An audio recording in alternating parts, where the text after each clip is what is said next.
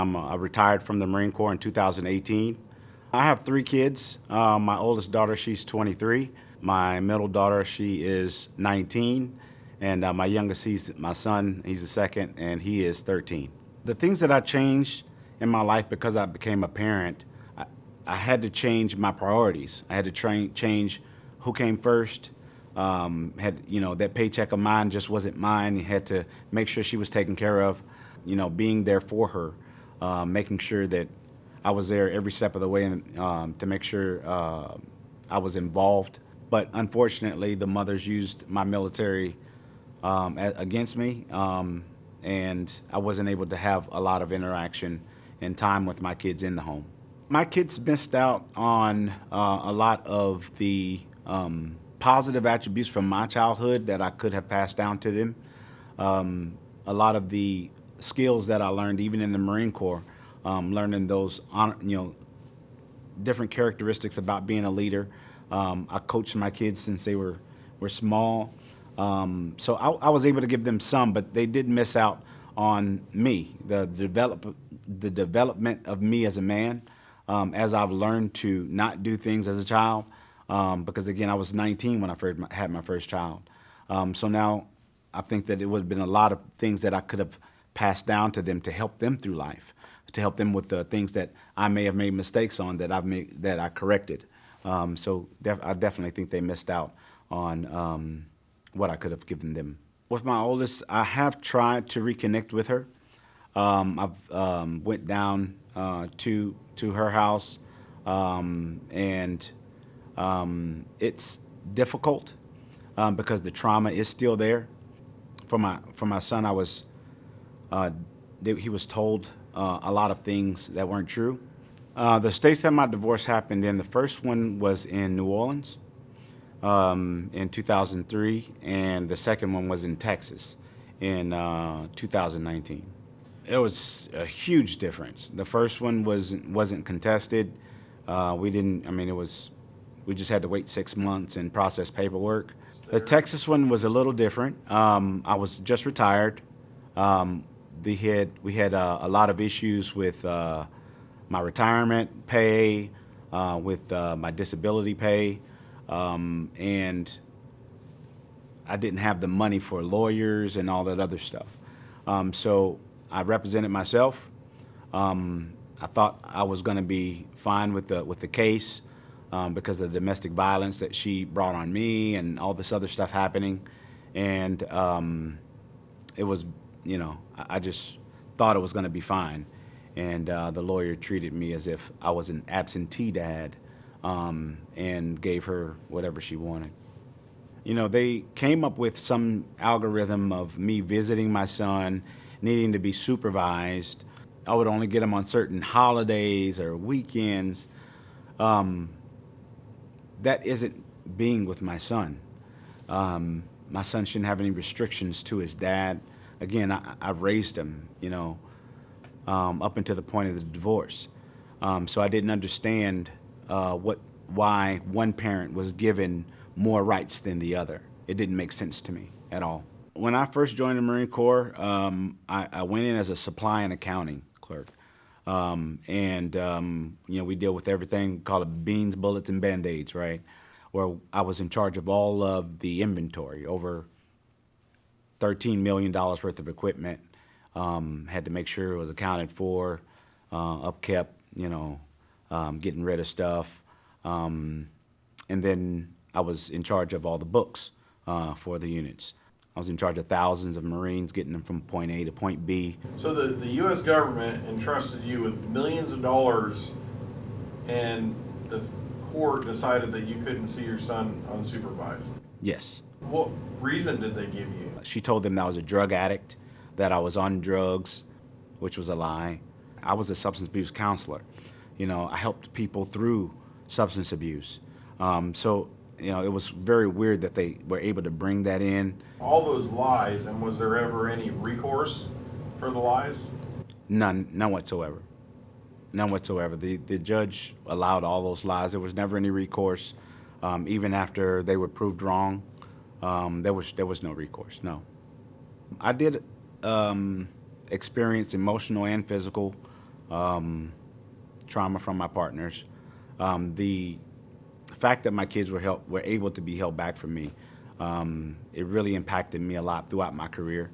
I've seen therapists about it and had to cope from not being around my kids. A lot of things changed in the household after I had to pay child support, taking the kids on vacations, being able to even sometimes they wanted to play sports and didn't have the money to pay for this, or having to call back to family to ask for a loan to make it to the next month. Because again, we don't get rich. You don't not in the military to get rich.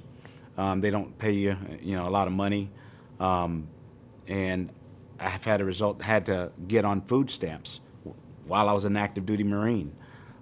Because of that, I had to go to subsistence. I never thought that would even, that was even be possible, that I would be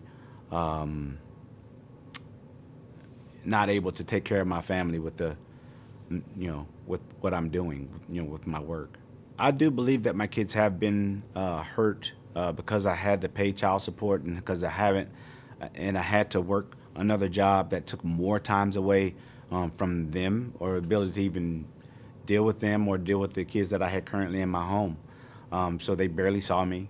And yeah, it definitely hurt them because of the time that I spent away from them to try and catch up with bills or whatnot. Child support, the conflict that child support brings for me is that the money that is put towards that child's education or upbringing isn't an equal decision at that point.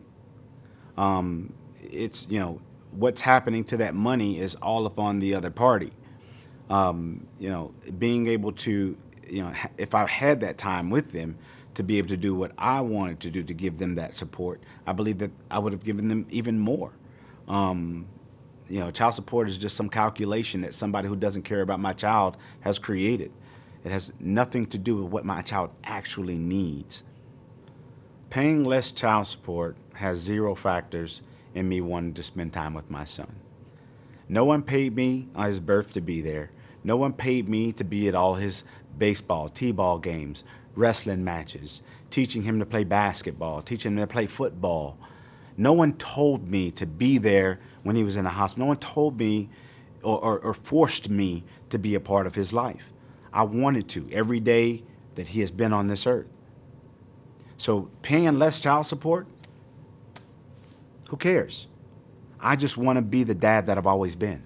The winners in family court are the people who get the paychecks. That's who wins in family court. Because again, the family that's broken, the child that gets this, that receives this trauma from the separation or whatnot, they're definitely not the winners. Even a mother who gets $10,000 in child support is not the winner. If I could change one thing about divorce, I would make it about those two people in divorce. Have someone that has some common sense in the situation to come and be the authoritative voice in what actually happens. Because again, it shouldn't be about this person against this person. It should be about, okay, how do we separate peacefully? Because two people should be able to separate peacefully.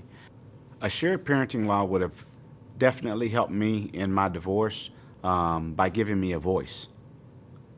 Just by giving me a voice. I felt like in all my cases, I did not have a equal voice in the matter. So I do definitely believe that a shared parenting bill would give me a voice in the matter and allow my kid to hear my voice in regard to what I want to happen with them. Because it's important that they know that their dad still loves them. In the future, I hope that in these cases that we're able to come to some logical conclusion in regard to what happens with the kids. I hope that we get the judges and the lawyers out of the process altogether, and that there's someone with a heart that understands what the kids are going through and what's best for the child in regard to other further advancement in life, to be good citizens, to be good people, not to have so much trauma involved. I also would like to see those mental health services be offered to those children and even to the parents to help them to learn to cope through that situation without leaving so much damage that's created to the child. I would tell a legislator that's voting on a shared parenting bill to think about their own kids, to think about them in the situation. If this were you, what would you want to happen? If this was your child and God forbid you have to get a divorce and you have to split up and all these things have to happen, what would you want to happen in your situation? Make it from a personal standpoint, make the decision on a personal standpoint and not on the lobbyist and, the money standpoint and keeping the system that has damaged the family. Do not let it persist. A bit of advice I have for parents that are going through divorce: get over yourself. Get over the bitterness. Get over the whatever it is between you as adults, and hinge on the love that you have for your child to help you through that bitterness and whatever that is, because it matters. It matters for all involved.